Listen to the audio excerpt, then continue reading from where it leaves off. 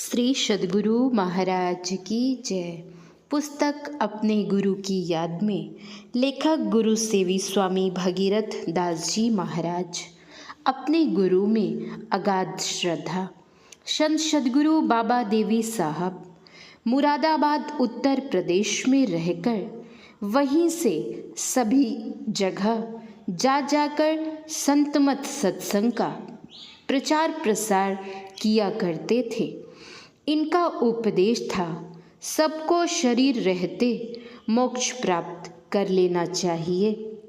इसके साथ साथ बाबा देवी साहब का स्वावलंबी जीवन बिताने पर विशेष जोर था।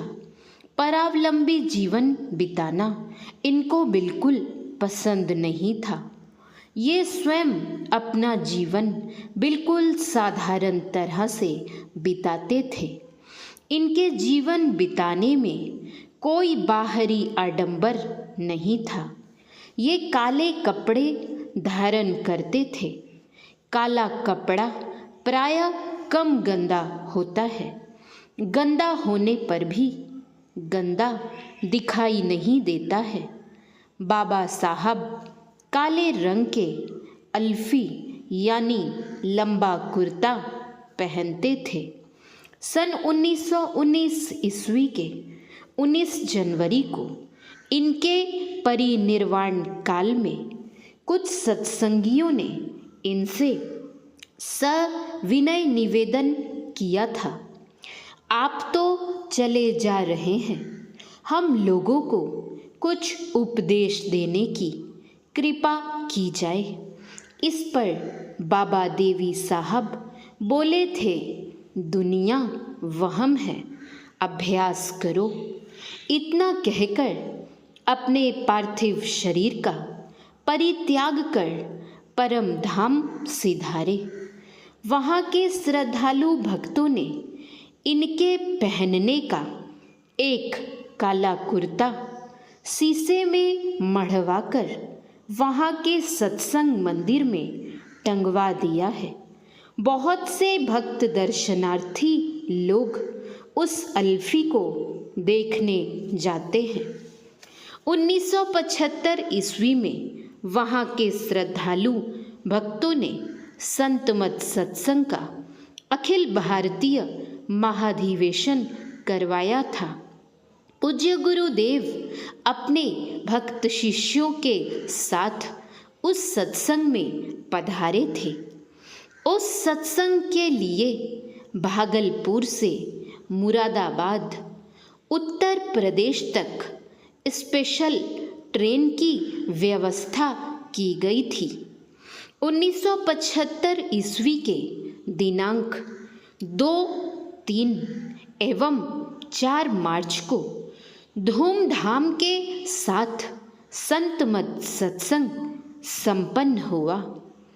इस अधिवेशन के लगभग 2-3 साल बाद पुनः पूज्य गुरुदेव अपने शिष्यों के साथ मुरादाबाद पधारे और आश्रम में रहकर ही 2-3 दिनों तक सत्संग किए।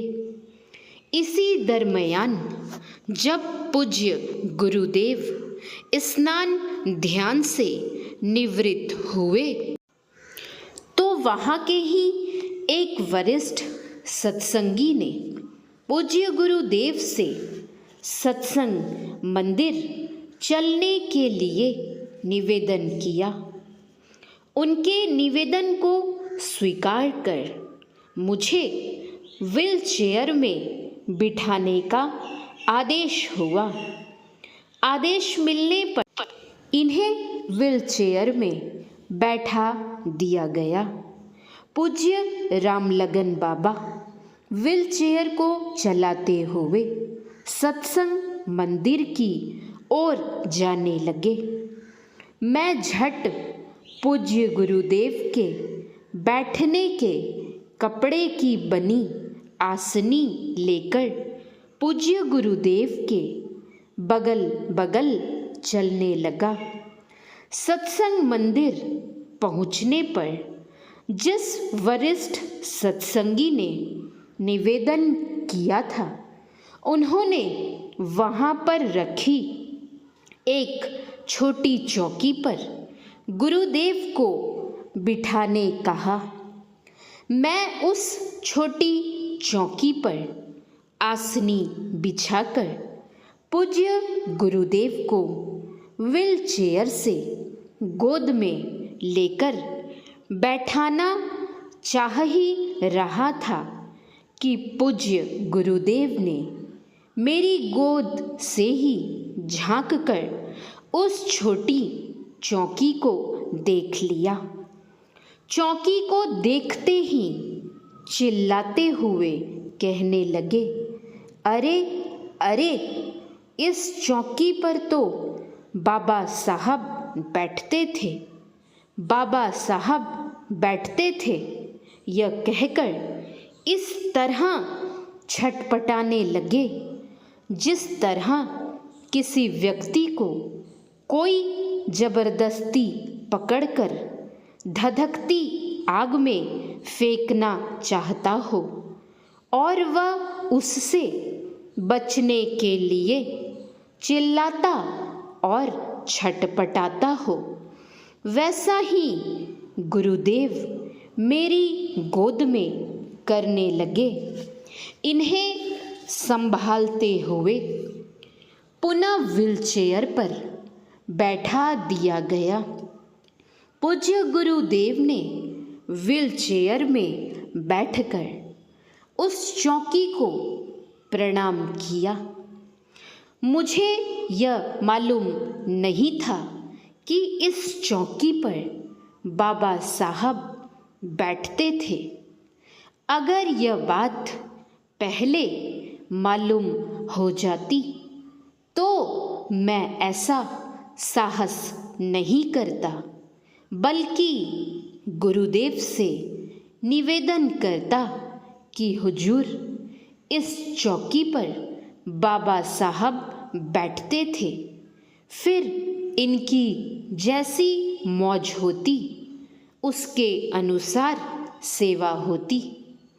उस समय मुझे ऐसा एहसास हुआ कि पूज्य गुरुदेव को अपने गुरु के प्रति कितनी अगाध श्रद्धा है।